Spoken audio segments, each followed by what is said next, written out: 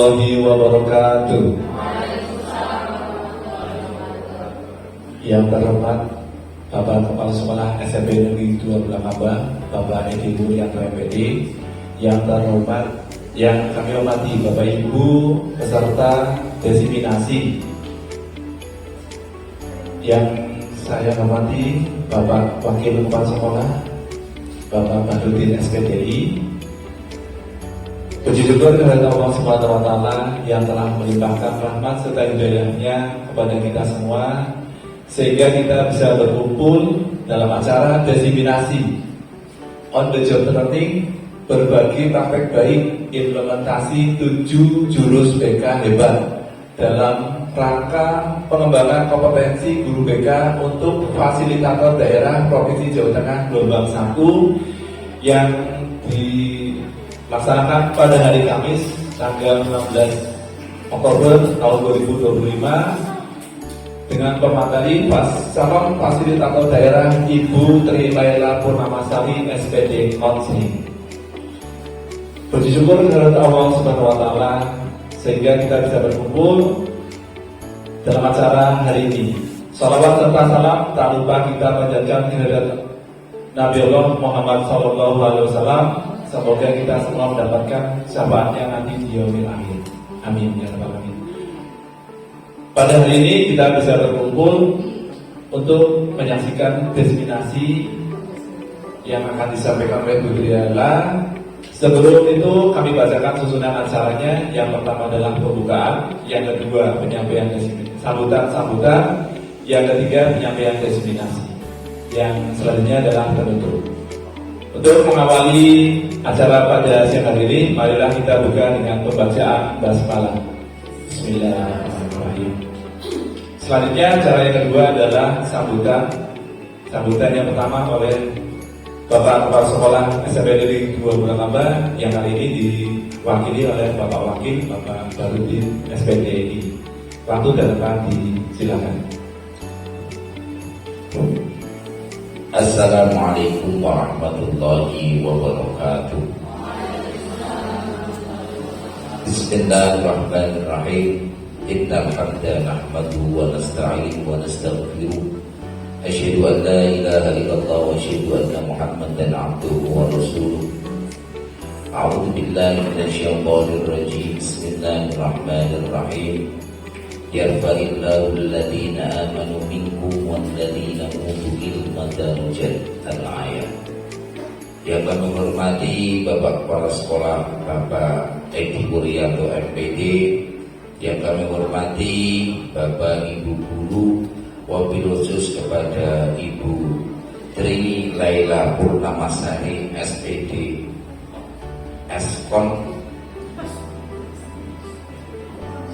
Konseling ya. Pertama dan yang utama kita panjatkan pujian puji syukur kehadirat Allah Subhanahu wa Ta'ala, yang mana pada siang hari ini kita semuanya bisa berkumpul dalam rangka acara diseminasi on the job learning, berbagi praktek baik implementasi 7 jurus BK hebat dalam rangka pengembangan kompetensi guru BK untuk fasilitator daerah Provinsi Jawa Tengah gelombang pertama. Mudah-mudahan pertemuan kali ini bisa memberikan keberkahan kepada kita semuanya, dan apa yang nanti akan disampaikan oleh fasilitator daerah Ibu Tri Laila Purnamasari SPD Konseling, mudah-mudahan bisa memberikan manfaat dan memberikan tambah ilmu kepada kita semuanya. Amin ya rabbal alamin. Kedua kalinya sholawat dan salam kita haturkan ke pangkuan Nabi besar Muhammad sallallahu alaihi wasallam. Mudah-mudahan kita semuanya tergolong sebagai umatnya dan kelak di yaumul qiyamah akan mendapatkan syafaat umatnya. Amin ya rabbal alamin. Bapak Ibu yang kami hormati, kami mewakili dari Bapak Kepala Sekolah Bapak Edi Wuryanto menyampaikan mohon maaf karena beliau hari ini ada acara di Banjar 3 sehingga menyampaikan mudah-mudahan kegiatan hari ini bisa berjalan dengan lancar dan memberikan kemanfaatan kepada kita semuanya. Untuk menyingkat waktu, mudah-mudahan kami buka acara ini dengan bacaan basmalah. Bismillahirrahmanirrahim. Mudah-mudahan acara hari ini bisa berjalan dengan lancar. Amin ya rabbal alamin. Akhir kalam, apabila ada tutur kata yang salah, saya minta maaf. Wabillahi taufiq wal hidayah. Wassalamualaikum warahmatullahi wabarakatuh. Terima kasih disampaikan kepada Bapak Wakil Kepala Sekolah yang telah memberikan sambutan pada kegiatan siang hari ini. Selanjutnya adalah acara inti, yaitu penyampaian destinasi yang akan disampaikan oleh Ibu Trilaila Purnamasari SPD Kons. Waktu dan depan silakan.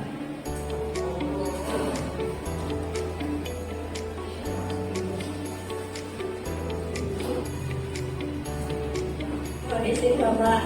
Assalamualaikum warahmatullahi wabarakatuh. Semangat pagi. Luar biasa. Kurang semangat. Sekali lagi, tolong semangatnya Bapak Ibu walaupun sudah siang ya. Semangat pagi. Luar biasa. Oke, luar biasa perhitungan untuk Bapak Ibu semuanya. Alhamdulillahirabbil alamin. Pada yang terhormat Bapak Kepala SMP Negeri 2 Lamba, Bapak Edi Murianto MPD. Pada yang terhormat Bapak Wakil Kepala, Bapak Farudin, dan jajaran urusan serta Bapak Ibu Guru yang saya hormati. Saya ucapkan terima kasih sebesar-besarnya atas kehadiran Bapak Ibu Guru semuanya karena sudah merelakan waktunya untuk datang dalam kegiatan hari ini, kegiatan United Learning berbagi praktik baik implementasi 7 jurus BK hebat dalam rangka pengembangan kompetensi guru BK untuk fasilitator daerah Provinsi Jawa Tengah gelombang pertama.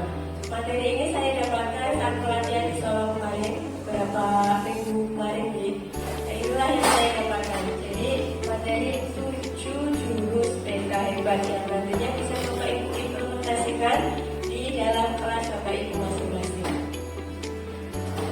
Baiklah Bapak Ibu, supaya lebih semangat lagi, saya bisa minta tolong untuk berdiri dulu sebentar.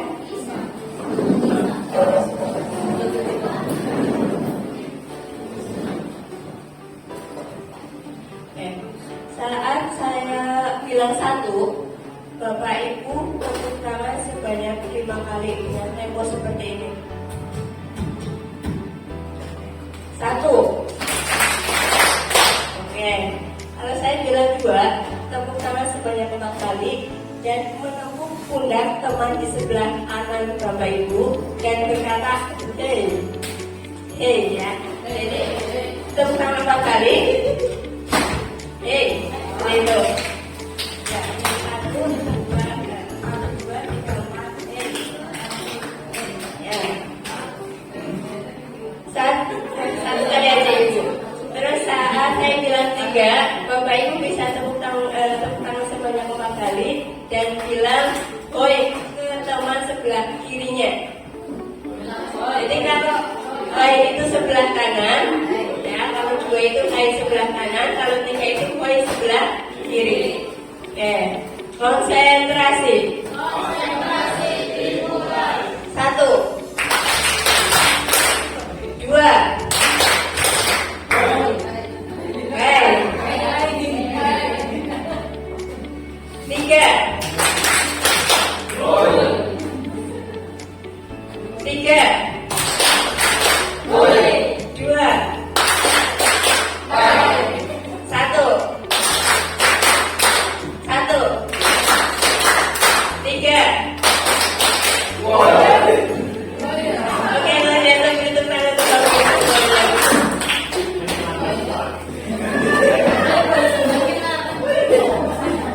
Menyenangkan sambil pembalasan ya Mbak sepertinya.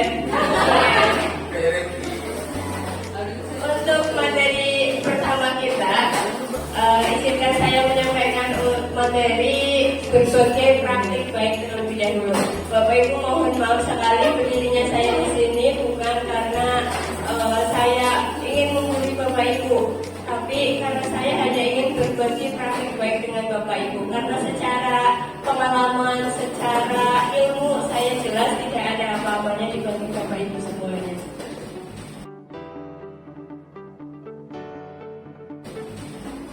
Yang pertama adalah berbagi praktik baik implementasi 7 jurus BK Hebat.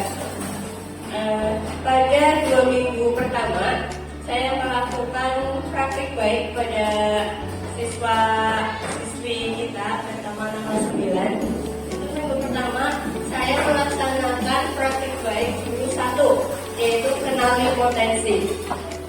Implementasi jurus 1 ini adalah kenali potensi untuk mengidentifikasi potensi minat dan bakat murid terutama di kelas 9D SMP Negeri 2 Bulakamba. Tujuan dan sasarannya, tujuannya guru mengetahui potensi minat dan bakat murid kelas 9 SMP Negeri 2 Bulakamba sehingga dapat digunakan sebagai dasar sekolah dalam mengarahkan dan mengembangkan karir murid. Jadi tujuan dari jurus yang pertama ini adalah baik guru BK maupun guru non BK dapat mengetahui potensi siswa itu apa. Misalnya gaya belajarnya apa, terus juga potensi kecerdasan majmuknya apa, sehingga kita bisa menggunakan potensi siswa tersebut dalam merancang pembelajaran, menyusun FPP, terutama FPP yang berdiferensiasi. Kasarannya adalah 26 murid kelas 9B SMP Negeri 2 Bulakamba. Deskripsi kegiatan. Untuk kegiatan implementasi jurus 1 ini, bentuk kegiatannya itu pemberian asesmen kecerdasan majmuk. Jadi anak-anak itu diminta datang ke lab komputer untuk mengisi aplikasi online lewat aplikasi Aku Pintar. Lalu mereka mengisi angket kecerdasan majmuk atau asesmen kecerdasan majmuk. Di mana angket kecerdasan majmuk ini nanti siswa dapat mengetahui kemampuannya ada di bidang apa. Selanjutnya langkah-langkah kegiatannya menggunakan ARKA. ARKA ini adalah metode pembelajaran eksperimental yang berisi aktivitas, refleksi, konsep, dan aplikasi. Untuk sarana prasarannya kita menggunakan 2 ruangan Bapak Ibu. Yang pertama untuk aktivitas menggunakan lab komputer. Anak-anak harus mengisi angket kecerdasan majmuk terlebih dahulu secara online. Setelah anak-anak mengisi dilakukan refleksi di sana, kita berpindah ruangan ke lab IPA. Di sini kita melakukan refleksi dan melakukan konsep yaitu penjelasan tentang materi, juga melaksanakan aplikasi. Aplikasinya di sini berupa apa? Aplikasinya berupa pemahaman kepada siswa untuk menentukan arah karirnya. Setelah mengetahui kecerdasan majmuk yang mereka miliki, lalu mau digunakan untuk apa? Digunakan untuk memilih atau merancang karir ke depannya. Jadi nanti setelah SMP, cita-citanya mau jadi apa yang sesuai dengan kecerdasannya. Terus nanti kira-kira kalau mau jadi misalnya mau jadi dokter, berarti nanti SMA-nya harus memilih jurusan apa, harus melanjutkan ke SMA atau SMK.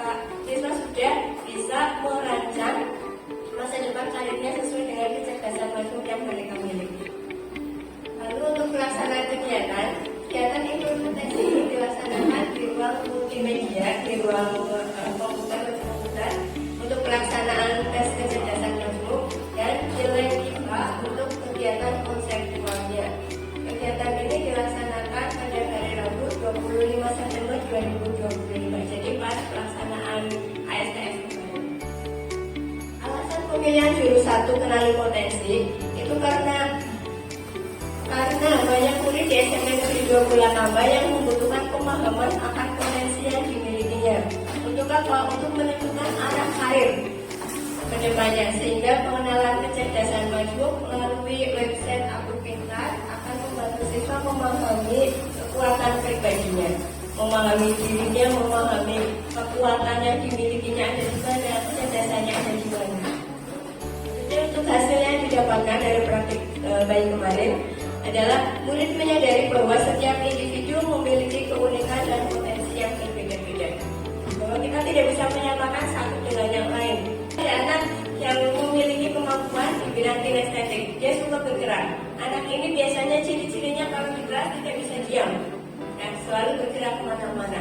Kemampuannya ada di bidang kinestetik. Jadi bagaimana kita memfasilitasi siswa tersebut supaya mereka tetap bisa mengikuti pelajaran, tidak ketinggalan materi, tapi dengan mengikuti gayanya mereka. Ya, dengan cara pembelajaran diferensiasi itu membedakan secara prosesnya atau secara hasil selanjutnya, murid mampu merencanakan aksi nyata. Aksi nyatanya apa? Berupa pengembangan potensi baik pada dirinya dengan memilih ekstrakurikuler yang sesuai dengan potensinya, ekstrakurikuler yang sesuai dengan kecerdasan maksudnya, serta memilih atau merancang rencana karir ke depannya seperti apa. Hambatan saat pelaksanaan OJL yang pertama ini adalah keterbatasan waktu, karena pas pelaksanaan itu kan kita sedang STS, jadi kita istilahnya curi-curi waktu nih. Jadi setelah STS selesai, kita meminta anak kelas 9G untuk melaksanakan praktik baik ini. Juga keterbatasan ruangan, karena di lab komputer itu ruangannya agak terbatas, maka untuk kegiatan konsep dan aplikasi kita berpindah ke ruangan lab IPA ini.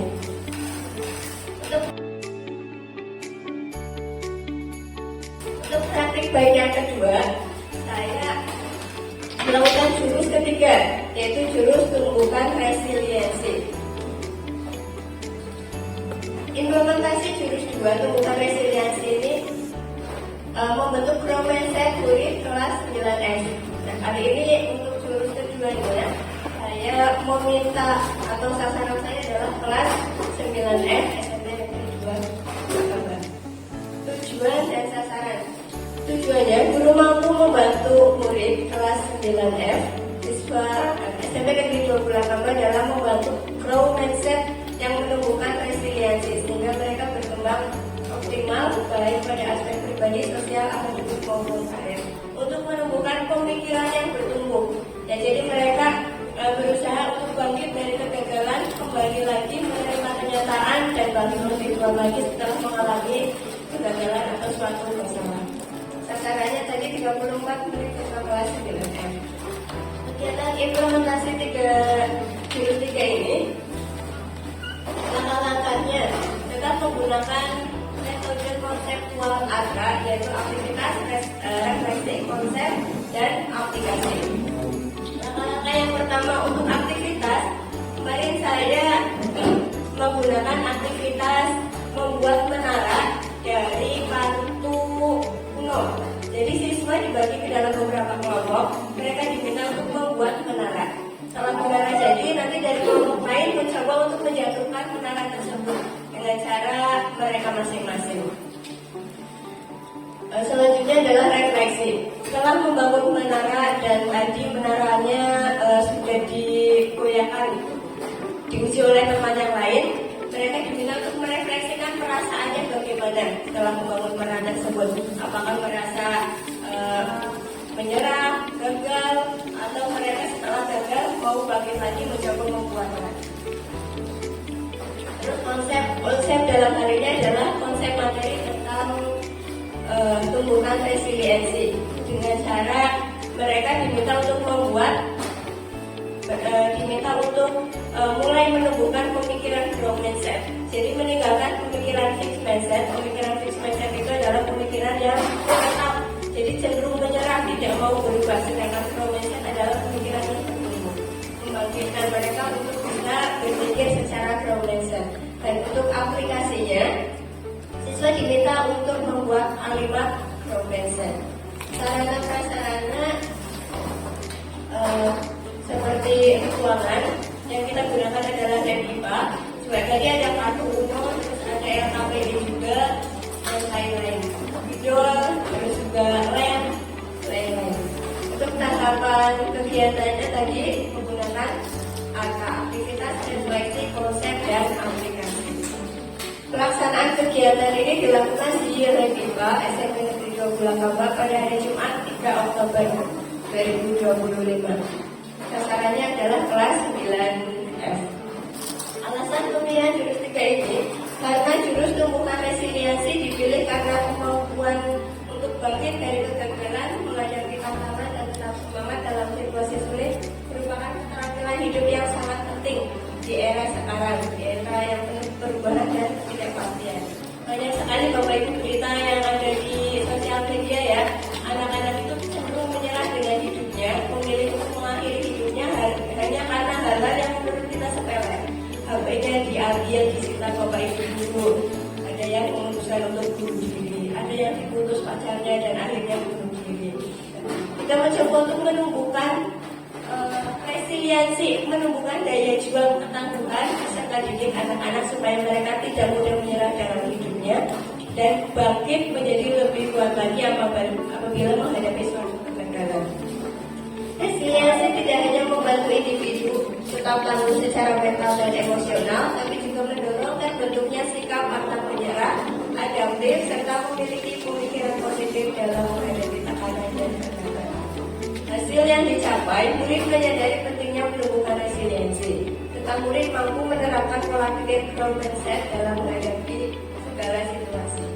Untuk hambatannya, aktivitas murid dalam membuat menara terlalu lama.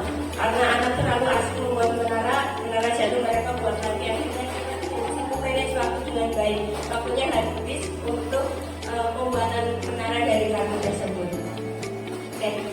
Terima kasih. Ini untuk kegiatan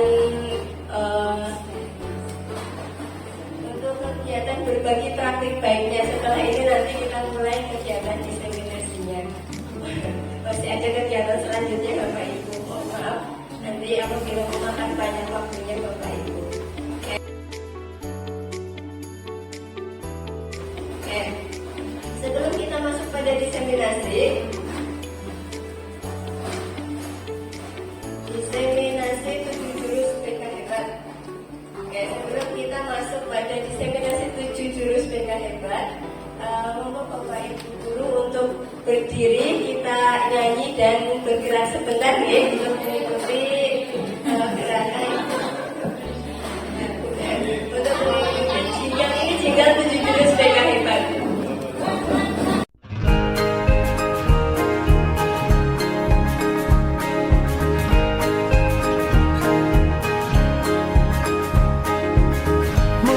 Mandiri dan kuat,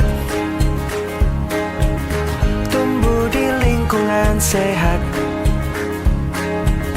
bersama guru yang hebat, penuh cinta dan bersahabat, mendidik dengan tulus, gunakan 7 jurus.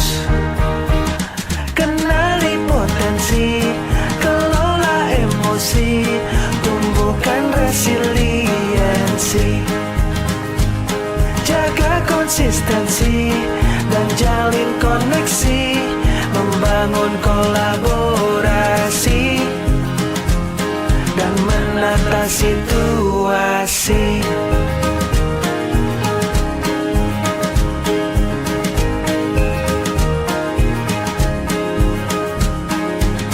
Sekolah aman dan nyaman, dan juga menggembirakan, tempat bertumbuh harapan. Bersama ayo kita wujudkan, mendidik dengan tulus, gunakan 7 jurus.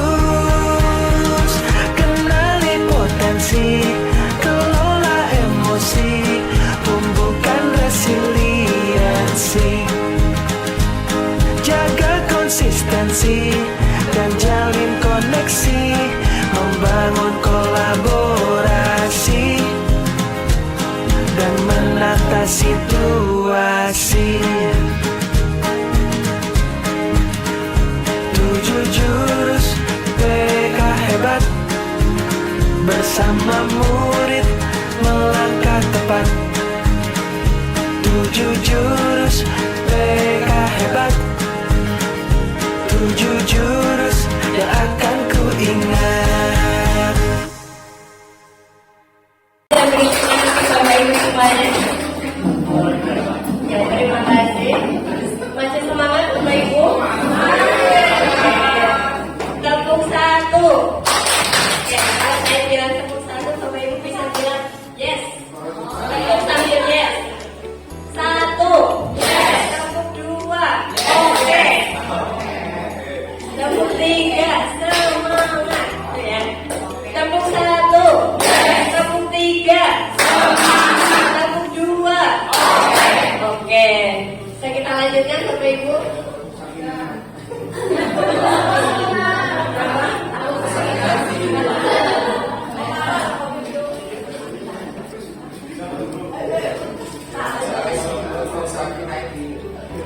Lanjut. Kita akan memulai dengan desiminasi 7 jurus BK hebat. Oke, tadi sudah ada gambarannya sedikit ya dari lagu, dari jingle 7 jurus BK hebat.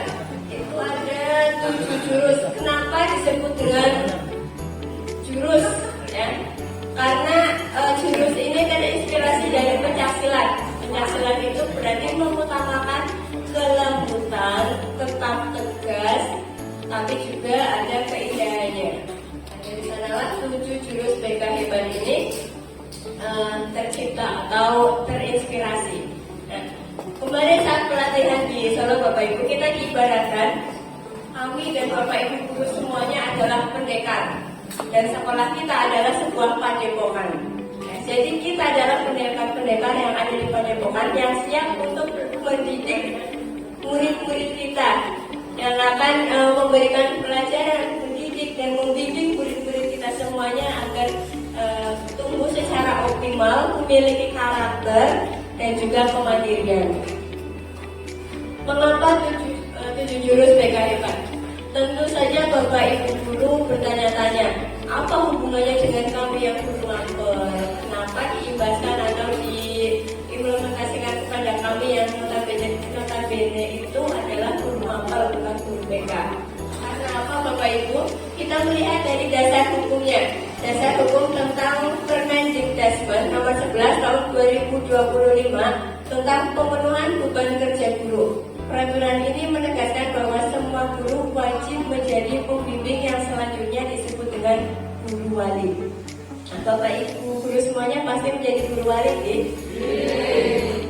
ya. Tugas guru wali ini adalah memberikan pendampingan baik di bidang akademik, pengembangan karakter, keterampilan sosial emosional murid secara berkelanjutan hingga akhir masa belajar atau hingga mereka lulus. Tapi tugas guru wali ini tidak semata-mata sendirian Bapak Ibu. Guru wali itu berperan aktif, berkolaborasi aktif dengan guru BK. Ya.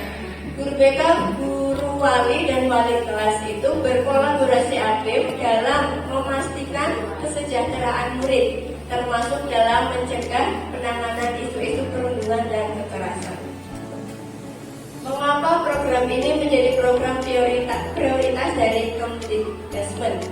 Karena jumlah guru BK yang belum proporsional sehingga perlu mengoptimalkan guru BK yang ada serta membina atau melatih guru non BK dengan beberapa keterampilan yang dimiliki oleh BK.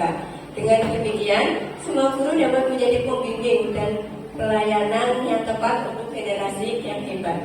Bukan berarti semua guru itu tugas guru BK itu diarahkan atau diserahkan kepada guru wali atau guru mata pelajaran. Tidak Bapak Ibu guru.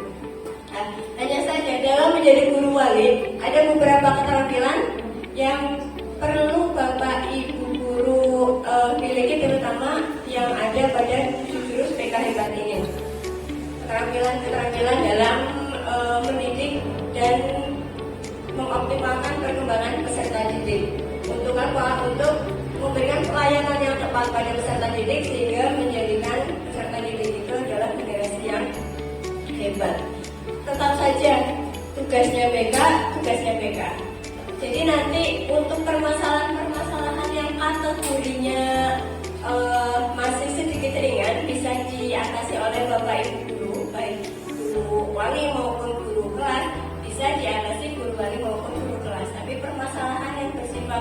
lebih mengarah ke psikologis, lebih berat dan membutuhkan banyak pihak, nanti PK tetap menjadi tugasnya PK.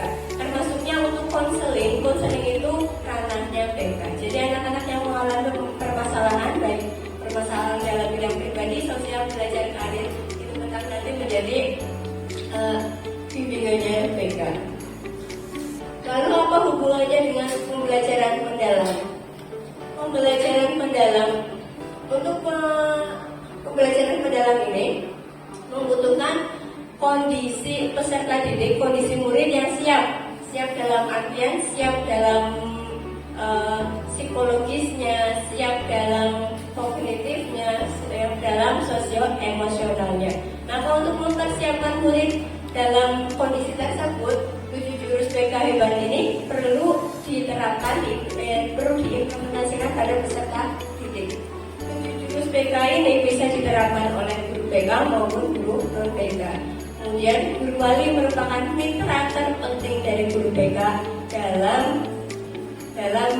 memantau perkembangan peserta didik serta menumbuhkan karakter dan kemandirian peserta didik. 7 jurus PK hebat. Yang pertama, Bapak Ibu, kita akan kenalan dengan jurus yang pertama, jurus kenali potensi. Kenali potensi ini adalah Bapak Ibu guru mencoba untuk mengenal potensi peserta didik. Mereka punya bakat apa, punya minat di bidang apa, dan punya kecerdasan serta gaya belajar gimana. Pengenalan potensi menjadi fondasi penting dalam proses pendampingan yang efektif, karena setiap murid memiliki kekuatan dan kecenderungan unik yang perlu dikatakan. Dengan data minat dan bakat yang akurat, guru dapat mengarahkan murid pada pilihan kegiatan, strategi belajar dan rencana karir yang lebih tepat sasaran. Dalam hal ini, kita menggunakan aplikasi pada website Aku Pintar. Dalam website Aku Pintar, di sana ada beberapa instrumen aplikasi yang bisa Bapak Ibu gunakan untuk menggali potensi murid. Bisa menggali gaya belajar muridnya ada di mana. Terus bisa juga menggali kemampuan peserta didik melalui kecerdasan Facebook ada di bidang apa, serta mengetahui minat peserta didik, minat dalam pekerjaan di bidang yang mana. Untuk gaya belajar sendiri bisa Bapak Ibu manfaatkan untuk pembuatan program pembelajaran atau modul ajar, yaitu modul ajar berdiferensiasi. Kenali potensi peserta didik yang pertama adalah mengenal kecerdasannya atau potensinya. Kecerdasan Maslow menurut Gardner ini ada 8. Yang pertama adalah cerdas linguistik verbal, cerdas verbal linguistik. Kecerdasan ini adalah peserta didik memiliki kecerdasan dalam bidang mengolah kata. Ya, kalau misal Bapak Ibu menemukan murid yang memiliki kemampuan mengarang, menulis, bercerita, ya, atau mungkin Bapak Ibu sendiri yang merasa memiliki, saya lebih suka dengan kata-kata, mengolah kata-kata, saya suka menulis, saya suka bercerita, saya suka mengarang. Berarti Bapak Ibu memiliki kecerdasan verbal linguistik. Nah, biasanya guru bahasa Indonesia ini yang memiliki kecerdasan verbal linguistik. Yang kedua adalah cerdas logika matematika. Kecerdasan logika matematika ini adalah kecerdasan dalam mengolah angka, dalam berpikir logis dan rasional, membuat strategi dan lain-lain. Kecerdasan logika matematika ini biasanya dimiliki oleh siapa, Bapak Ibu guru? Guru matematika, ya. Guru fisika juga, IPA juga. Terus cerdas interpersonal. Cerdas interpersonal itu kemampuan dalam bersosialisasi atau berhubungan dengan orang lain. Biasanya orang-orang yang supel, yang banyak teman, itu memiliki kecerdasan interpersonal. Terus cerdas intrapersonal. Kecerdasan intrapersonal ini biasanya dimiliki oleh orang-orang yang cenderung lebih mengenal diri sendiri. Dia mengenali dirinya sendiri. Kecerdasan pada dirinya sendiri. Memahami potensinya apa. Dia cenderung menjadi pengamat di lingkungan sekitar. Cukup tahu aja amati. Oh iya, cukup jadi pengamat. Itu adalah cerdas intrapersonal. Naturalisme ini berarti sangat menyukai alam, semua hal-hal yang berkaitan dengan alam, menyukai tumbuhan, menyukai hewan. Kalau misalnya dia merawat tumbuhan atau hewan itu pasti hidupnya dan pasti tumbuhnya karena telaten untuk merawat itu. Terus ada cerdas body kinestetik. Body kinestetik ini kecerdasan dalam mengolah tubuh, mengolah gerak dan badan. Biasanya dimiliki oleh atlet. Berarti guru PJOK ini kecerdasannya ada di body kinestetik. Terus cerdas musikal. Cerdas musikal itu kepekaan dalam musik, dalam nada.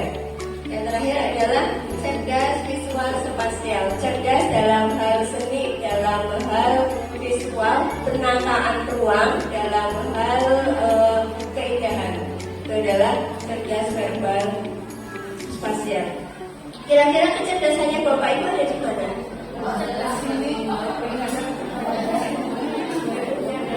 Salah. Kira-kira lebih ke kecerdasan yang mana? Saya bisa menilai sendiri. Oh, kira-kira saya sepertinya maksudnya ke intrapersonal, interpersonal. Kalau Brobia ada di mana Brobia?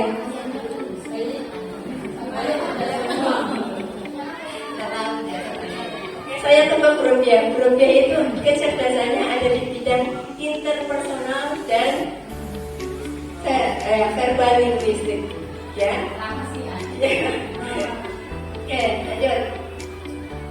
Mengenal 3 gaya belajar. Seperti yang sudah Bapak Ibu ketahui, yang pernah praktek Ibu juga sudah menerapkan 3 gaya belajar ini untuk dimasukkan ke dalam modul ajarnya di Bapak Ibu, terutama untuk pembelajaran diferensiasi. Yaitu gaya belajar visual adalah gaya belajar yang mengandalkan indera penglihatan. Jadi belajarnya dengan cara melihat, membaca, menonton. Terus gaya belajar auditory mengandalkan indera pendengaran. Gaya belajarnya dengan cara apa? Dengan cara mendengarkan. Terus yang terakhir ada gaya belajar kinestetik. Gaya belajar kinestetik ini mengandalkan indera gerak. Ya. Jadi orang-orang yang memiliki gaya belajar kinestetik cenderung tidak bisa diam, selalu ingin bergerak. Seperti anak didik kita yang sering sekali ke belakang, Bapak Ibu mungkin gaya belajarnya jadi kinestetik. Gak pernah ada di kelas. Jadi akhirnya pengen keluar aja, pengen berada di luar, cari udara segar di luar. Mungkin bisa nanti dalam pembelajarannya diferensiasikan dengan cara praktek langsung, ya, membuat. Dan kalau bahasa Indonesia mungkin bisa sosiodrama, didramakan atau bagaimana. Oke, sekarang jurus yang kedua, jurus kelola emosi. Dari ketujuh jurus ini, nanti untuk jurus kedua kelola emosi, kita akan mempelajarinya secara full Bapak Ibu dari awal sampai akhir menggunakan konsep pembelajaran ATA, aktivitas, refleksi, konsep, dan aplikasi. Baik, boleh minta salah satu untuk membacakan. Yang kedua.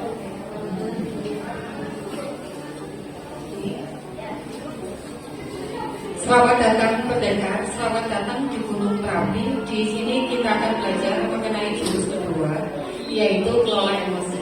Kendalikan emosinya agar emosi tidak mudah. Terima kasih Brobia. Jurus yang kedua adalah kelola emosi. Kendalikan emosimu agar emosi tidak mengendalikanmu. Baik, sebelum itu mari kita bermain sebentar Bapak Ibu. Kita akan bermain kertas. Saya akan membagikan sebuah kertas, ya.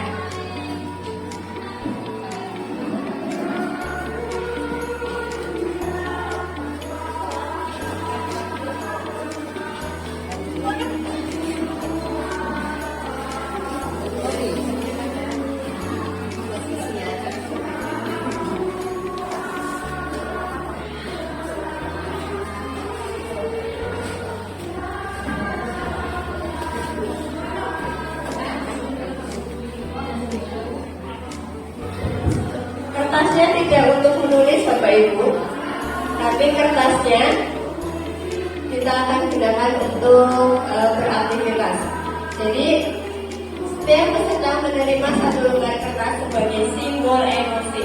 Jadi diibaratkan kertas itu adalah emosi Bapak Ibu.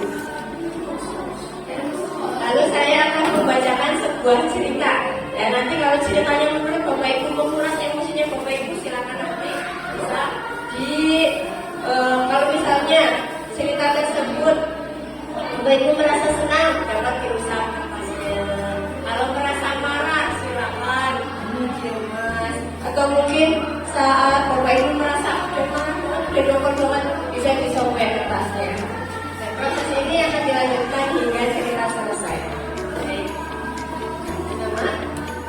Pagi itu, Bapak Ibu guru berangkat ke sekolah mengendarai sepeda motor. Bahan ajar yang sudah disiapkan rapi digantung di motor. Namun, beberapa meter sebelum sampai sekolah, motor mendadak mogok karena kehabisan bensin. Dengan susah payah, Bapak Ibu guru mendorong motor hingga sampai ke sekolah. Masih aman emosinya? Oke, lanjut. Sampailah Bapak Ibu di kelas. Hampir semua murid datang tepat waktu. Namun, sebelum sempat suasana stabil, Andi masuk terlambat.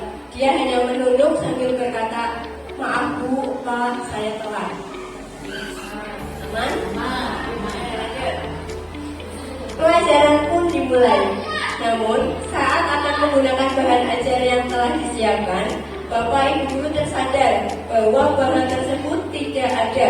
Dicari ke sana kemari tapi tetap tidak ditemukan.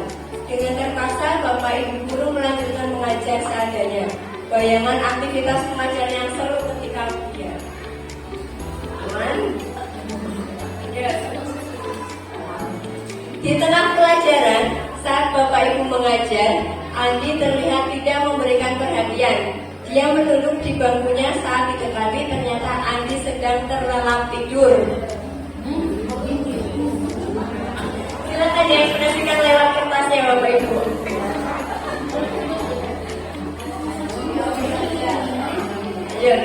Tak lama kemudian, ada seorang bapak yang mengetuk pintu kelas. Bapak atau ibu membuka pintu dan menghampirinya. Bapak Ibu berkata, Maaf, saya pamannya Andi. Sebetulnya Andi sudah 3 hari di rumah sakit karena menunggu ayahnya yang sedang sakit. Meski kurang tidur, tapi Andi memaksa selalu ingin ke sekolah karena tidak mau ketinggalan pelajaran. Sekarang saya izin mau menjemput Andi karena ayahnya masuk ICU.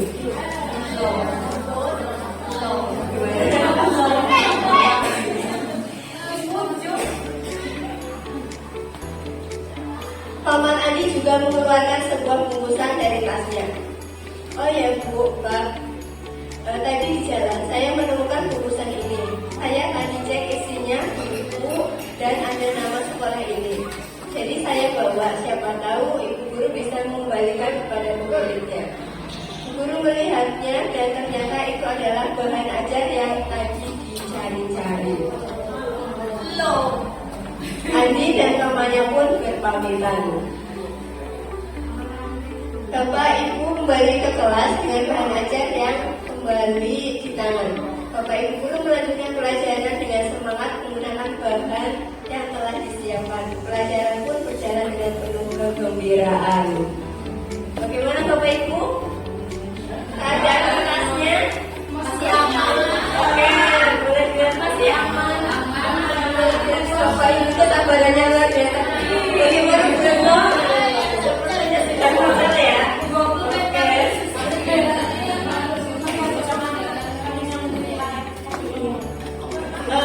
Boleh saya meminta Bapak yang kertasnya masih mulus dan satu yang kertasnya sudah kucel untuk ke depan. Monggo Bruno yang kertasnya sudah sangat kucel sekali, maju ke depan. Dan satu lagi yang kertasnya masih sangat mulus, monggo. Ibu Retno juga. Buat video yang kalau itu sama Retno. Retno dari Retno, monggo.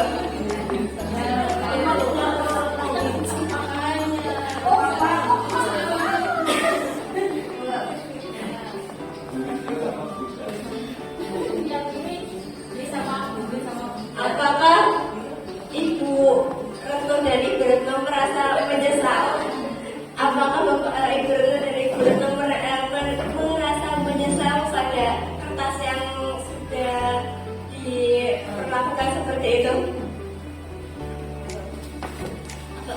Ya, tapi emosi itu kan terus dikembangkan juga. Jadi tadi waktu kita kan belum tahu kebenarannya, ternyata Andi jaga di rumah sakit, kan kita nggak tahu. Jadi masih wajar sih kita nggak ganggu anaknya juga. Tapi kayaknya emosinya iya sempat kepancing karena kita udah pagi-pagi kita udah mempersiapkan, ternyata di kelas anaknya ada yang ketiduran, kan sebagai manusia biasa juga emosinya naik turun juga. Tapi masih batas wajar sih, maksudnya nggak kan banding kita banding sendiri anak kenapa sih, tapi kan kita belum melakukan fisiknya apa, ngepretnya apa, itu kan juga enggak. Terima kasih Retno. Selanjutnya Retno lagi. Silakan apakah Bapak ini menyesal dengan Ya, terima kasih.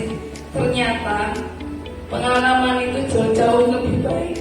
Ya, jadi saya selama mengajar hal-hal yang seperti itu tidak langsung emosi saya yang meledak-ledak, tetapi saya hanya ingin tahu penyebab kenapa anak itu terlambat begitu. Jadi masalah yang seperti itu biasanya ya sudah terbiasa. Ini termasuk kita kalau punya banyak pengalaman, insya Allah emosi kita bisa direda, bisa dikendalikan. Terima kasih. Jika kertas itu adalah murid kita, bagaimana seharusnya kita Bagaimana? apabila kertas itu kajian dalam murid kita, seharusnya Ya. bagaimana kita bersikap? Ya, seandainya tadi misalkan kertas itu pecah ya Bu, karena emosi, kemudian kita sudah mempersiapkan rencana mengajar dengan segala sesuatunya sudah disiapkan, tetapi ternyata kita jauh-jauh dari rencana. Ya Bu ya, yang tadi emosi kita mungkin agak tergerak, tetapi karena kita sudah punya pengalaman sebagai guru, kita bisa mengarahkan ya pembelajaran kita dengan baik ya, karena yang namanya guru itu tidak kurang lakon seperti itu ya Bu ya. Kemudian seandainya terjadi kita emosi kepada anak ya, itu sebaiknya jangan terlalu lah kita hanya kenapa kamu terlambat, itu dicari permasalahannya dulu. Jadi jangan langsung begitu terlambat kita marah-marah, itu tidak seperti itu. Tapi kita cari penyebab keterlambatan anak ini, itu saja. Terima kasih. Selanjutnya untuk bagaimana apabila kertas itu adalah murid kita. Seandainya kertas ini murid kita, waktu tadi saya dikasih kertas, saya kan tidak berpikir aja seperti itu ya. Saya meluapkan emosi, tapi di kenyataan di kelas saya juga belum pernah langsung mendapat anak yang telat. Pasti saya tanya dulu penyebabnya. Tapi karena tadi cuma disuruh ngasih kertas, jadi kan meluapkan emosinya lewat kertasnya. Tapi kalau di kenyataan saya belum pernah ngepret di anak, bicara kasar anak, langsung marah-marah ke anak, gara-gara terlambat juga. Jadi saya pun pasti tanya penyebabnya, latar belakangnya, kenapa kayak gitu. Oke, terima kasih beri tepuk untuk Double Ibu Retno ya. Untuk silakan kembali ke tempatnya.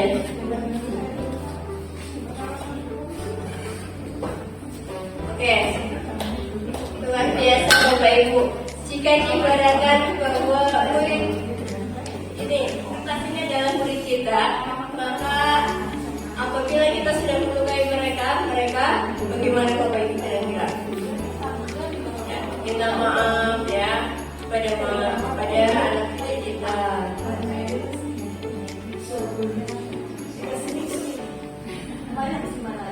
Oke. Jurus kedua, kelola emosi. Pengelolaan emosi merupakan bagian penting dari perkembangan sosial emosional murid. Melalui pendekatan sosial emosional learning atau SEL, guru dibekali keterampilan untuk membantu mereka secara sehat. Keseimbangan emosional akan meningkatkan kualitas hubungan sosial murid dan mencegah munculnya perilaku bermasalah di lingkungan sekolah. Jadi apabila kita membantu murid untuk mengendalikan emosinya, untuk belajar socio-emotional learning, maka perilaku bermasalah akan bisa ditangani atau bisa dicegah di lingkungan sekolah kita. Sel ini ada 5 Bapak Ibu. Yang pertama adalah menyadari diri. Yang pertama saat kita dalam kondisi emosional itu adalah menyadari diri terlebih dahulu. Ya, menyadari diri ini adalah kemampuan untuk memahami emosi dan pemikiran apa yang sedang terjadi. Jadi memahami dulu.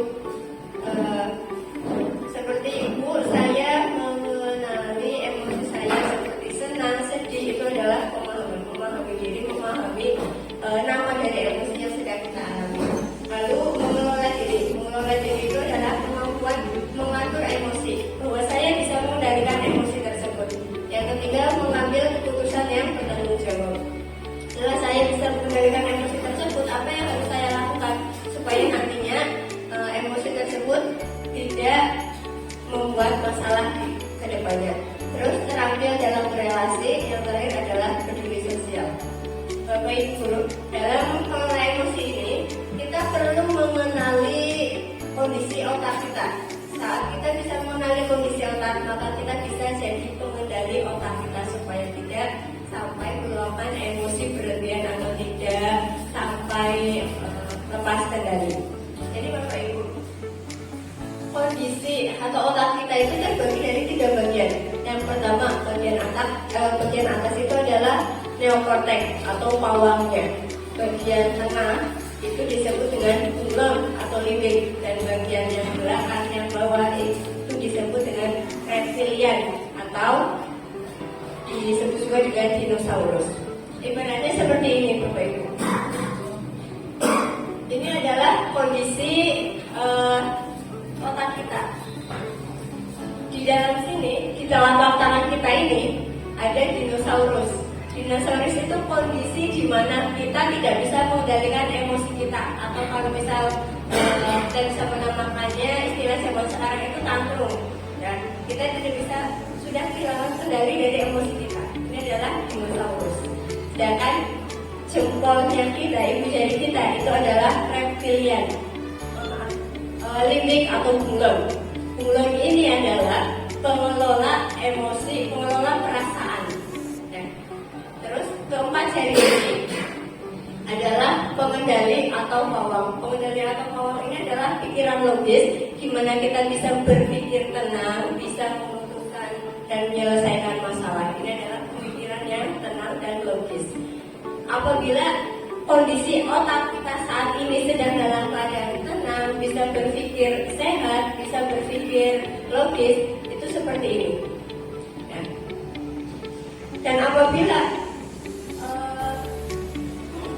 apabila pawang ini kehilangan kendali, pawangnya kehilangan kendali, logisnya kita kehilangan kendali, maka yang akan mempengaruhi, yang akan mengendalikan otak kita adalah perasaan. Jadi nanti kita akan dipenuhi dengan perasaan-perasaan emosional seperti marah, sedih, kecewa, dan lain-lain. Dan apabila bunglon ini kehilangan kendali, maka yang akan mengendalikan diri kita adalah dinosaurus atau kondisi tidak terkendali, kondisi tantrumnya kita. Maka sebisa mungkin saat kita marah, lakukan metode seperti ini.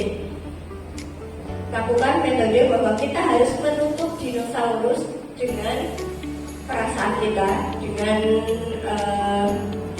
bunglon, dan kita harus menutup semua perasaan kita supaya kembali pada kondisi logis.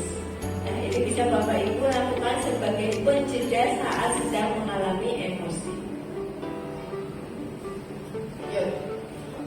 Ini adalah contoh video dari dinosaurus versus dinosaurus Bapak Ibu. Apabila dino ketemu dino, jadinya seperti apa?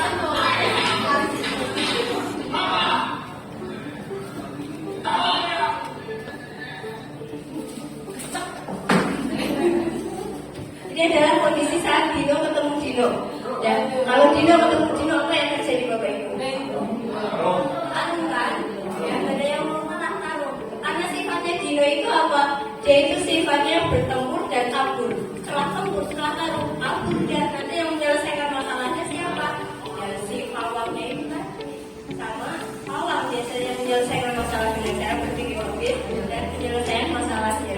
Jadi jangan sampai dinonya kita, dino yang ada pada diri kita itu aktif nih Bapak Ibu. Jadi kita kendalikan dengan bunglon dan dengan awalnya tadi. Lalu bedanya apabila dino ketemu dengan pawang, yang terjadi seperti apa Bapak Ibu?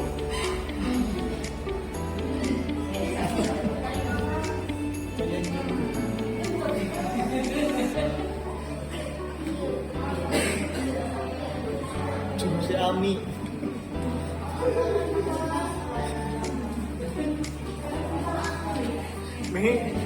Apa yang terjadi Bapak Ibu? Apabila dino bertemu dengan pawang,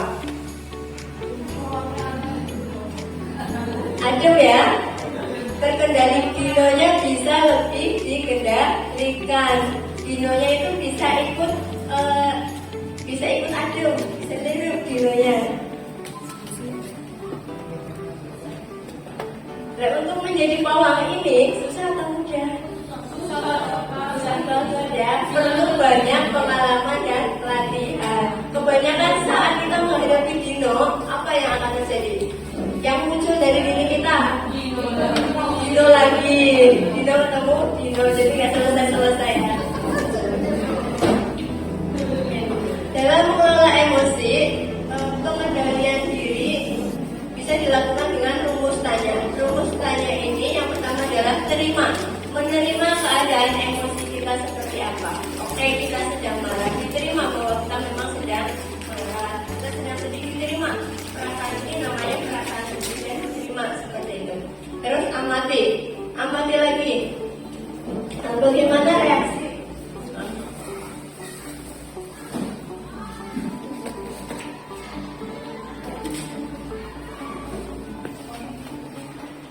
Yang kedua amati bagaimana perasaan ini akan bereaksi. Kalau misal perasaannya mau bereaksi ke arah yang negatif atau mau ke arah dino, ya kita lalu hentikan perasaan tersebut dengan cara berpikir logis atau dengan cara kita memilih roda pilihan. Terus selanjutnya nikmati perasaan tersebut. Oke, perasaan saya sedang marah, yaudah kita kendalikan dulu, ditenangkan dulu dengan cara yang bisa Bapak Ibu biasa lakukan. Terus setelah itu yakini bahwa perasaan tersebut bisa Bapak Ibu kalahkan. Terus yang keempat adalah aksi. Aksinya setelah semuanya terkendali, lakukan tindakan atau respon positif dengan melakukan rumus I-message. Rumus I-message ini adalah rumus menyampaikan keluhan atau perasaan yang Bapak Ibu alami kepada seseorang atau lawan bicara yang menurut Bapak Ibu merasa menyakiti Bapak Ibu atau seperti apa. Caranya bagaimana? Dengan rumus I-message itu Bapak Ibu mengutarakan emosinya dulu.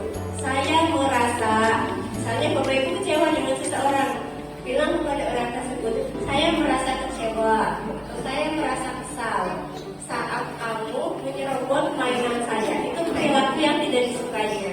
Kemudian ditambahkan harapannya ke depan.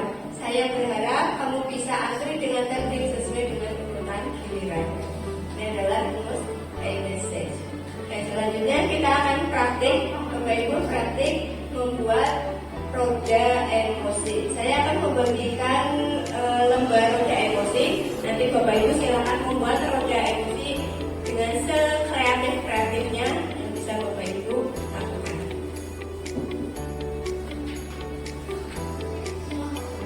Ya, kita buat kelompok dulu ya supaya lebih pengerjaannya lebih cepat. Boleh 3 kelompok. Kita bagi menjadi 4 kelompok, boleh bisa 3 orang.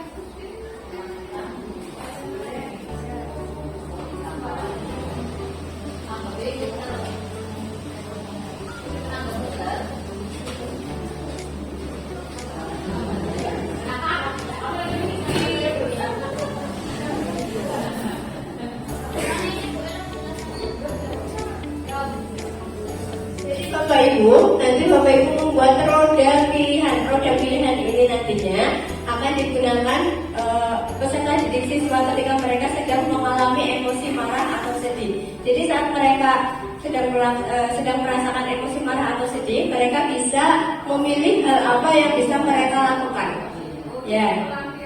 Ya, pelampiasannya atau cara pengendalian dirinya, pengendalian dari emosi tersebut, marah atau sedih. Nah, silakan dipilih mau ekspresi marah atau situasi sedih, boleh. Situasi marah itu ya.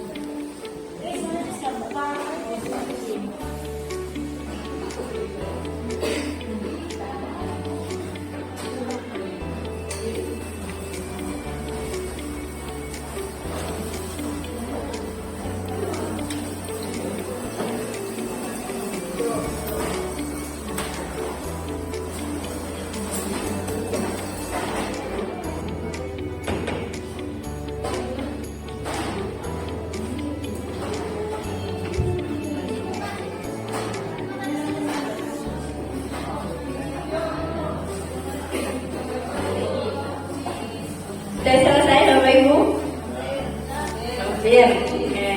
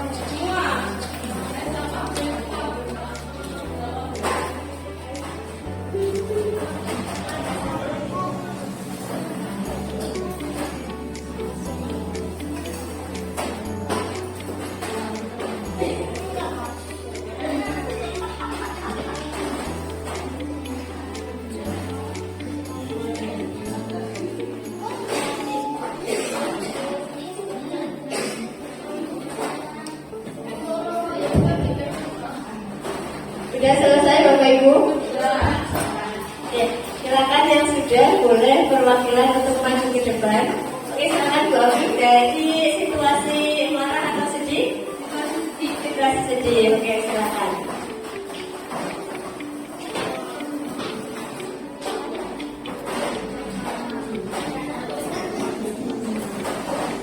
Roda pilihan yang kami buat dalam situasi sedih yaitu yang pertama, menulis diary, tarik nafas dalam-dalam, mendengarkan musik, bermain game online, nonton video lucu, jalan kaki di alam terbuka, menangis, dan cerita pada orang yang dipercaya alias curhat. Yang Bu Abi, terima kasih. Coba tunjukkan roda emosinya kembali Bu. Oke, sangat kreatif sekali. Oke, terima kasih. Nanti bisa ditempelkan di kelasnya Bapak Ibu nih untuk dijadikan sebagai pilihan anak didik kita saat menghadapi emosi, saat merasakan emosi sedih maupun marah. Oke, yang sudah selesai kelompok berapa lagi? Oke, silakan kelompoknya Miss Uci dan kawan-kawan, silakan untuk memaparkan hasil diskusinya. Terima kasih. Di sini saya mau membuat roda pilihannya yaitu pada saat situasi marah. Cocok ya? Ya. Untuk yang pertama, kami akan mencari tempat yang tenang, kemudian mendengarkan musik yang menyenangkan, kemudian bicara dengan orang yang dapat dipercaya. Ya, tentu saja. Nah, itu yang dipercaya, yang kayak mana? Kayak apa ya? Kemudian carinya di mana? Kemudian menulis surat kemarahan. Kita bisa melampiaskan kemarahan kita lewat bentuk tulisan. Siapa tahu nanti ada yang berminat membuat novel seperti Abi. Ya. Kemudian selanjutnya adalah mencuci muka biar kita refresh lagi mukanya, ya. Atau minum minuman yang dingin yang bisa menyegarkan. Kemudian juga olahraga ringan.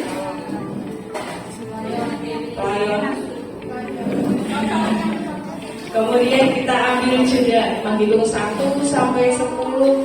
Jadi biar kita bisa tenang lagi, biar bisa meredakan emosi kita. Seperti itu hasil dari kerja kelompok kami. Terima kasih. Terima kelompok yang diuji dan kawan-kawan.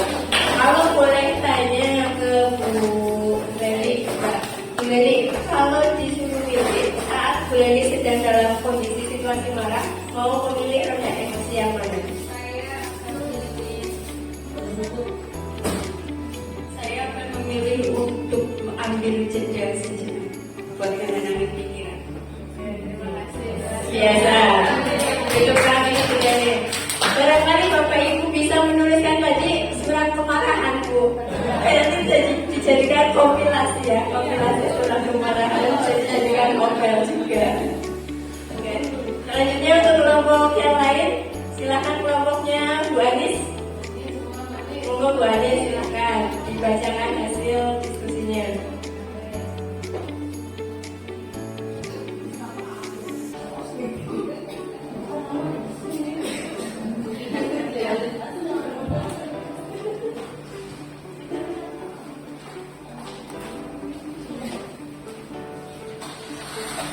Jadi kelompok kami dapat situasi sedih. Di sini ada menenangkan diri, menggambar atau coret-coret kertas, curhat dengan teman, mengurung diri di kamar, olahraga ringan, bermain dengan teman, dan nonton film.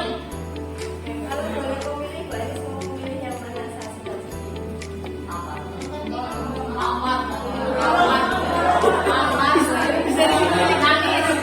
film aja ya. Beri tepuk tangan untuk Bu Anis.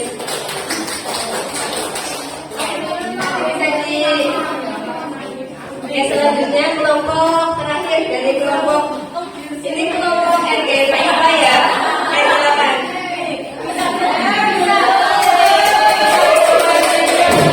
Ya, terima kasih. Ya, di sini kelompok kami membuat roda pilihan yaitu situasi marah.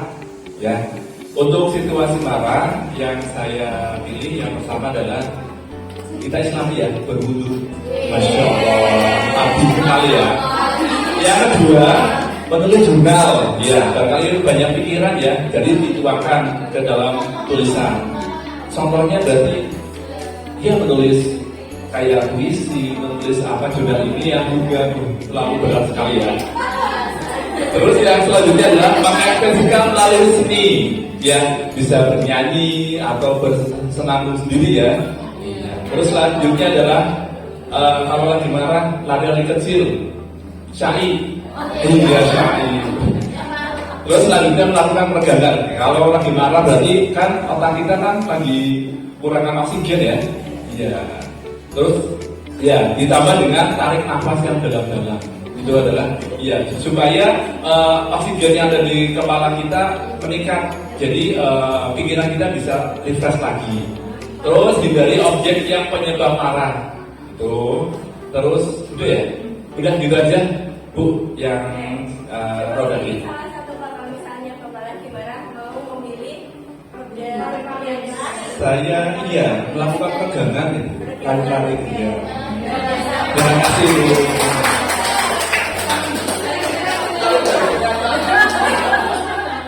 Oke, terima kasih Bapak Ibu tadi sudah membuat contoh roda pilihan. Nah itu nanti bisa diterapkan di kelas. Jadi saat anak sedang mengalami emosi, baik emosi marah atau dengan emosi lainnya, mereka bisa memilih hal apa yang bisa mereka lakukan untuk mengendalikan atau melampiaskan marahnya tersebut. Supaya apa? Supaya tidak melampiaskannya kepada hal-hal yang negatif. Lanjutnya, selamat pendekar. Kamu sudah menguasai jurus kedua, yaitu jurus kelola emosi. Perjalanan masih panjang, selamat melanjutkan petualangan. Oke, ada reward untuk Bapak Ibu karena sudah menyelesaikan jurus kedua, yaitu jurus kelola emosi. Bapak Ibu akan mendapatkan kartu yang menandakan Bapak Ibu sudah lulus dalam jurus kedua, jurus kelola emosi.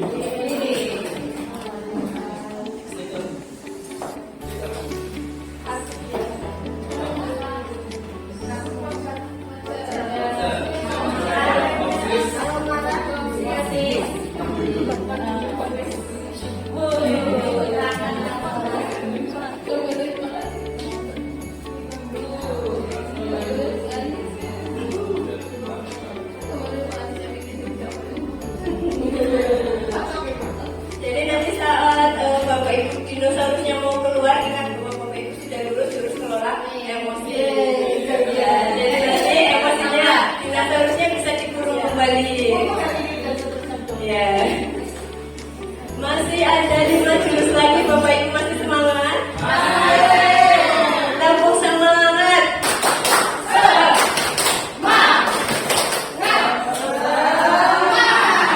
Tepuk 1. Yes. Tepuk 1. Tepuk 2. Tepuk 3. Oke, lanjut ya. Sebelum lanjut, boleh ditambahin dulu biar lebih segar lagi. Terusnya sudah pada ngantuk. Oke, silakan Bapak Ibu berhadapan, cari pasangannya, 2 orang. Pasangannya 2 orang.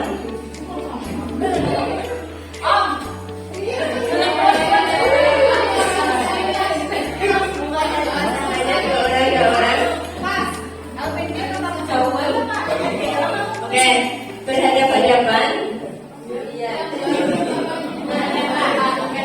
Oke, berhadapan-hadapan ya Bapak Ibu. Oke, di tengah-tengah Bapak Ibu bisa diletakkan 1 buah spidol tadi ya. Oke, bertiga juga boleh, nggak apa-apa bertiga. Oke, bertiga. Dua. Mainnya apa? Itu. Kalau itu mainnya perasaan nanti.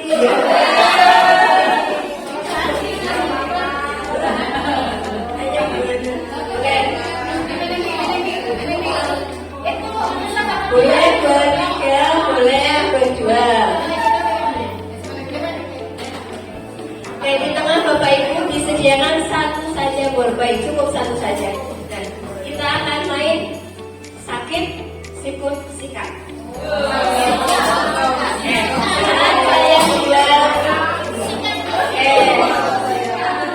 Saat saya bilang sakit, Bapak Ibu bisa pegang perutnya sakit. Amit disikut aja, amit. Bapak Ibu bisa memegang sikutnya. Ya. Dan saat saya bilang sikat, langsung cepat-cepatan untuk menyikat ballpoint yang sudah disiapkan tadi. Sudah siap? Konsentrasi. Sakit. Sikut. Sakit. Sikat.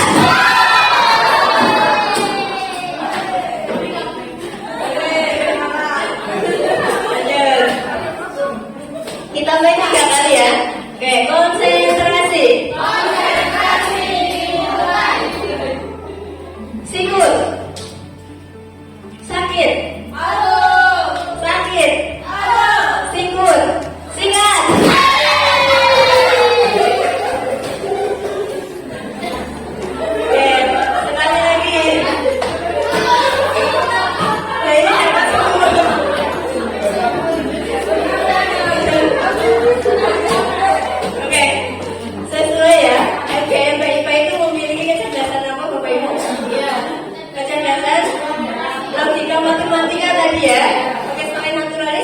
juga matematika. Kalau ada 3 kenapa rebutan?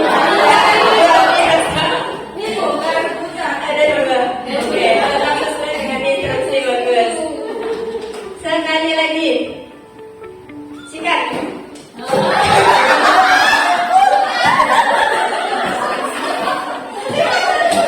Belum siap.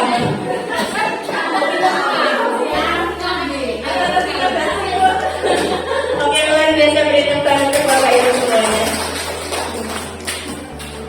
Lanjut.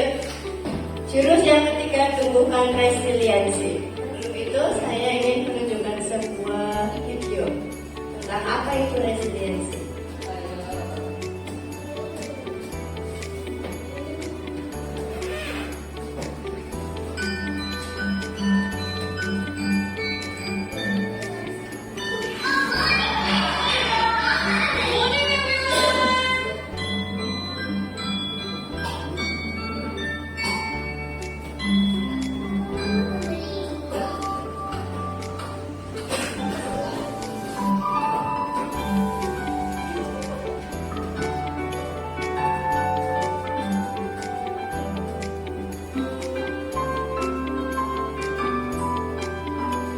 Who does it look like? It looks like me. That's right. I want you to do everything that you can to knock your toy down.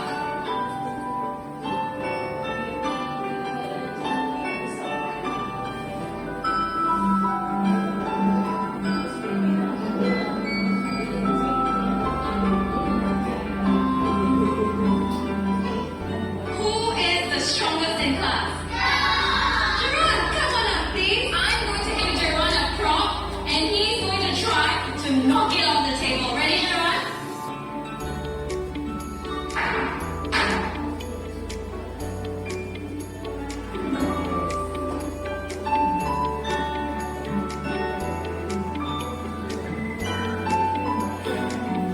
Okay, children, who can tell me what it means to have resilience?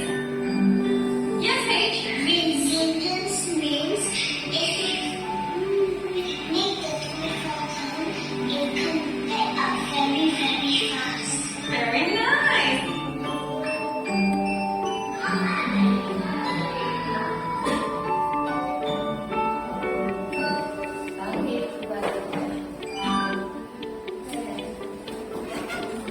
Dari video tadi Bapak Ibu, menurut Bapak Ibu, apa itu resiliensi? Kemampuan yang seperti apa resiliensi? Silakan Bapak Ibu.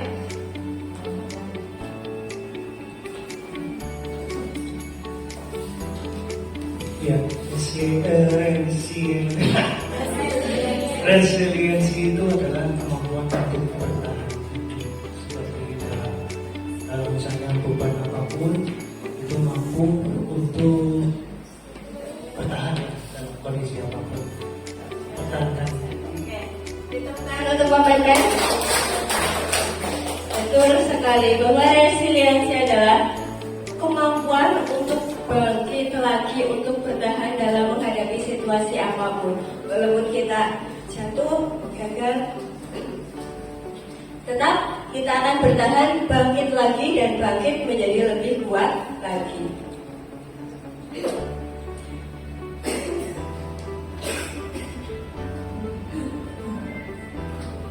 Daya letting atau resiliensi adalah kemampuan untuk bangkit kembali setelah menghadapi kesulitan. Bukan sekedar tidak menyerah, tapi juga kemampuan untuk beradaptasi, belajar, dan terus berkembang. Kalau kita diterpa suatu permasalahan, suatu kegagalan, kita menerima kegagalan dan permasalahan tersebut, lalu bangkit kembali menjadi lebih kuat, serta tumbuh berkembang menjadi lebih kuat lagi. Inilah yang diharapkan ada pada peserta didik kita, karena zaman sekarang Bapak Ibu banyak sekali permasalahan-permasalahan yang sangat miris. Banyak siswa-siswi, anak-anak remaja yang memilih untuk mengakhiri hidupnya karena tidak bisa bertahan dengan segala tekanan. Jadi kemampuan resiliensi mereka itu sangat rendah. Nah, diharapkan nanti setelah Bapak Ibu mendapatkan materi tentang tumbuhan resiliensi, nantinya bisa ikut untuk menumbuhkan kemampuan resiliensi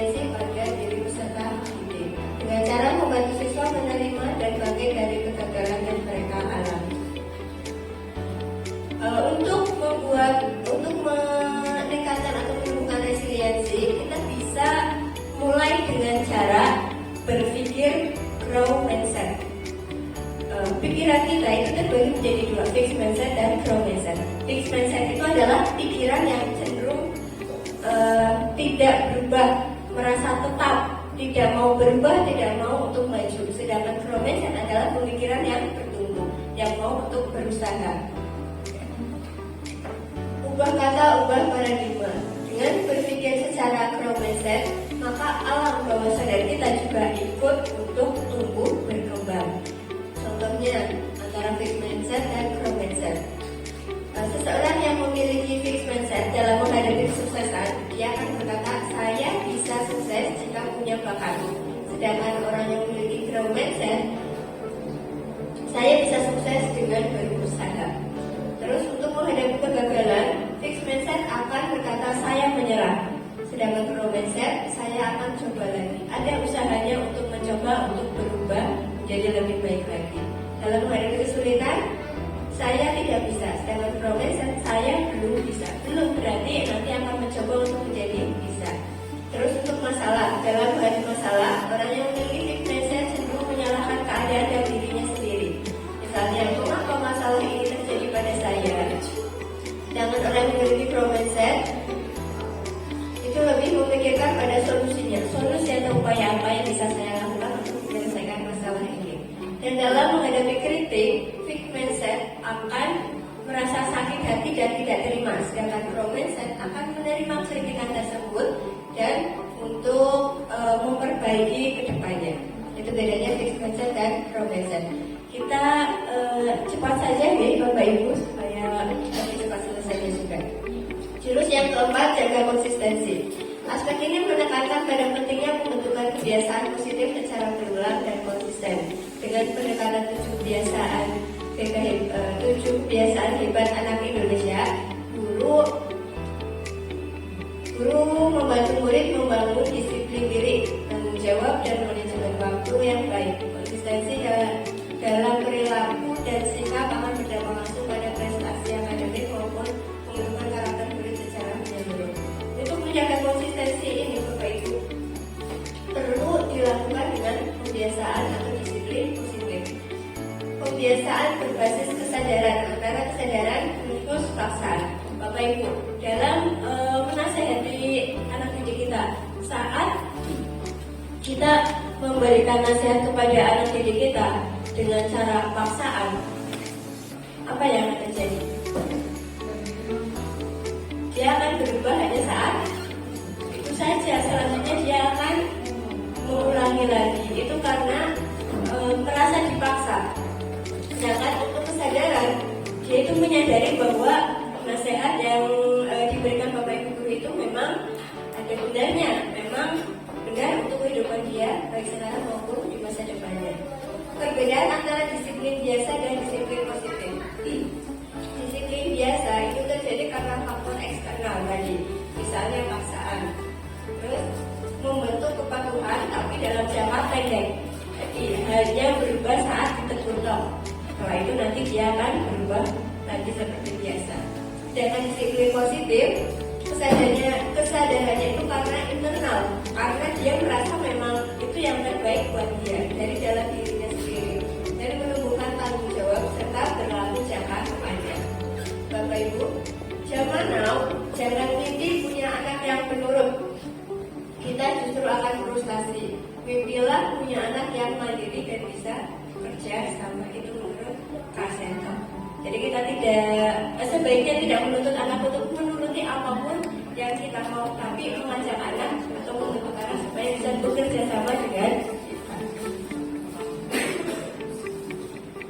Dari kesadaran menuju kebiasaan yang konsisten.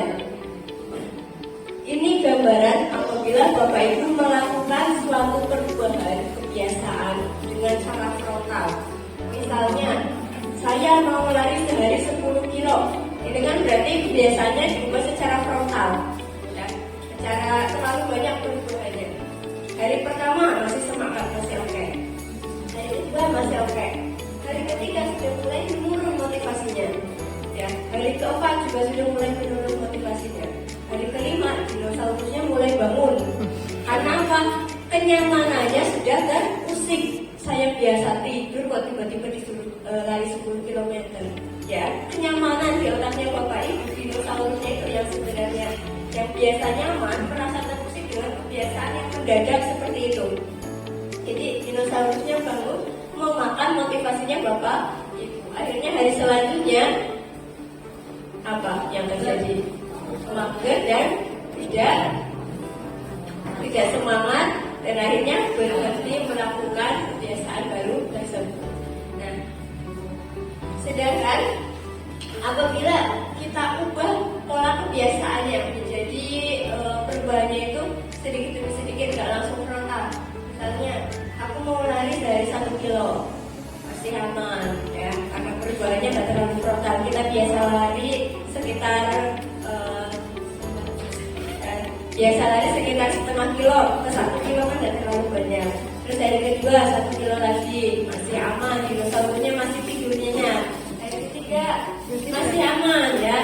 Kadang nanti ada yang melebihi target juga masih aman. Dinosaurusnya akan tetap tertidur karena perubahannya tidak terlalu banyak. Jadi untuk merubah kebiasaan Bapak Ibu jangan hindari melakukan kebiasaan yang terlalu frontal. Ubah sedikit demi sedikit. Misalnya mau diet, jangan sehari nggak mau makan sama sekali 3 kali sehari, nanti langsung dinosaurusnya langsung bangkit. Dan ini bukan kebiasaan saya, ini hanya membuat saya ada dinosaurus. Maka perlahan untuk mengubah kebiasaan. Jurus kelima, jalin koneksi. Komunikasi yang sehat dan efektif menjadi dasar bagi terciptanya hubungan yang kuat antara murid dan guru, teman sebaya maupun orang tua. Melalui pengembangan komunikasi asertif, murid diajarkan untuk mengekspresikan pendapat, perasaan, dan kebutuhan secara terbuka, namun tetap menghargai orang lain.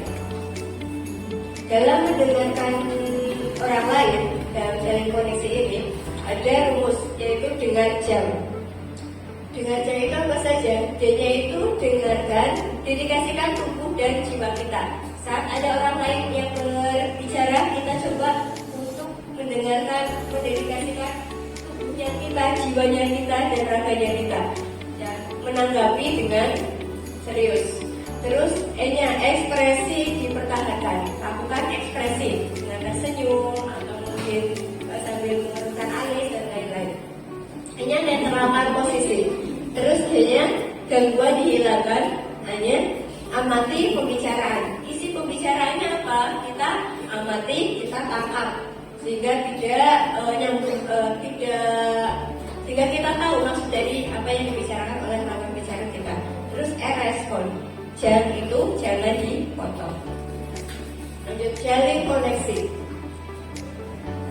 dengan melakukan segitiga institusi. Selanjutnya jurus ke-6, membangun kolaborasi. Jurus 1-5 itu adalah jurus yang bisa kita terapkan pada peserta didik kita. Sedangkan jurus ke-6 dan 7 itu lebih ke sistem. Jadi membangun sistem yang baik untuk kenyamanan dan kesiapan belajar peserta didik kita. Jurus ke-6, membangun kolaborasi. Kolaborasi multi pihak sangat diperlukan dalam upaya mendampingi perkembangan murid. Guru perlu menjalin kerjasama aktif dengan orang tua, tenaga pendidikan, dan komunitas di sekitar sekolah agar hubungan terhadap murid dapat bersifat parsial. Indikator perlunya kolaborasi dalam penanganan murid. Bapak Ibu bisa dilihat bahwa masalah ringan yang dialami murid bisa diselesaikan cukup dengan guru TK, guru kelas, wali kelas, dan guru wali. Sedangkan permasalahan yang sedang atau berat itu nanti bisa melibatkan guru piket, guru mapel, orang tua, dan kepala sekolah. Dan permasalahan yang sudah di luar kendali kita bisa kita referalkan kepada pihak-pihak yang lebih berwenang, lebih ahli, seperti BK konselor, psikolog, dokter, dan ahli lainnya. Misalnya anak yang mengalami trauma berat itu bukan ranahnya kita lagi, maka kita harus mereferalkan anak ke yang ahlinya, yaitu psikolog atau psikiater. Terus yang ke-6, membangun kolaborasi. Mekanisme kolaborasi dalam menangani masalah murid, yaitu yang pertama kali adalah identifikasi. Ini tadi lanjut aja. Yang ke-7, menata situasi. Yang terakhir, ya, menata situasi atau lingkungan belajar yang aman, nyaman, dan menyenangkan menjadi prasyarat penting bagi tumbuh kembang murid. Guru dilatih untuk menciptakan suasana kelas dan sekolah yang mendukung kondisi psikologis positif, bebas dari kekerasan, tekanan, dan intimidasi. Penataan situasi ini juga mencakup kesiapan ruang fisik, tata tertib yang adil, serta iklim sekolah yang menghargai perbedaan dan inklusi. Aspek-aspek aman, nyaman, dan menggembirakan. Suatu lingkungan sekolah dikatakan aman apabila aman dari kekerasan, aman dari bencana, dan aman dari ranah online. Indikatornya bebas dari kekerasan fisik, psikis, verbal, daring maupun seksual. Aman secara digital, aman dari bencana, dan lingkungan sehat dan bersih. Insya Allah sekolah kita aman dari bencana ya Bapak Ibu. Dan lingkungan kita juga sehat dan bersih karena sekolah kita termasuk sekolah biasa. Sistem yang bisa dibangun untuk menciptakan lingkungan yang aman, menyediakan kotak curhat aman, melakukan screening ringan perilaku agresif, melatih murid dan guru menjadi peer mediator atau sahabat anti bullying, membuat SOP perlindungan murid bersama kepala sekolah. Terus untuk situasi nyaman itu nyaman melalui relasi sosial, nyaman sarana prasarananya, dan nyaman lingkungannya. Indikatornya relasi yang empatik antara guru dan murid dan staf, fasilitas bersih dan ramah anak, dan lingkungan bersih, hijau, bebas dari polusi, sampah, dan bau tidak sedap. Nyaman dapat dibangun dengan sistem yang menyediakan ruang tenang bagi murid yang sedang cemas. Ini mungkin nanti bisa diusulkan ke Sarkas, kita membutuhkan ruang untuk relaksasi. Terus guru sebagai fasilitas kegiatan saling mengenal dan membangun relasi, latihan empati dan komunikasi asertif untuk guru dan OSIS, membuat survei sederhana apa yang membuat kamu betah atau nyaman di sekolah atau tidak. Terus aspek menggembirakan di sini adalah menggembirakan dalam belajar, menggembirakan dalam bermain, dan gembira minat bakatnya. Indikatornya pembelajaran interaktif, jelas Bapak Ibu guru di sini dalam pembelajarannya sudah interaktif dengan siswa. Terus waktu dan ruang bermain yang cukup, jelas istirahat kita sudah mencakup waktu untuk bermain juga. Terus mengembangkan minat dan bakat melalui ekstrakurikuler. Sistem yang dibangun, sistem pembelajaran berbasis aktivitas dan pengalaman. Adanya klub minat bakat yang menyenangkan. Lalu di sini adanya ekstrakurikuler sesuai dengan minat bakat di Bapak Ibu. Terus sarana dan waktu bermain yang memperhatikan safety. Ini perlahan sedang kita bangun untuk taman, untuk tempat bermain anak-anak kita. Oke, terima kasih Bapak Ibu, terima kasih banyak atas perhatiannya. Mohon maaf apabila ada salah kata dan pemaparan dari saya. Semoga penerapan implementasi 7 jurus BK ini nantinya bisa kita terapkan kepada peserta didik kita, dan kita nanti menjadi pendekar di Padepokan SMP Negeri 2 Bulangkambang yang hebat, yang bisa menuntut murid-murid kita memiliki karakter dan kemandirian. Oke, terima kasih. Wassalamualaikum warahmatullahi wabarakatuh.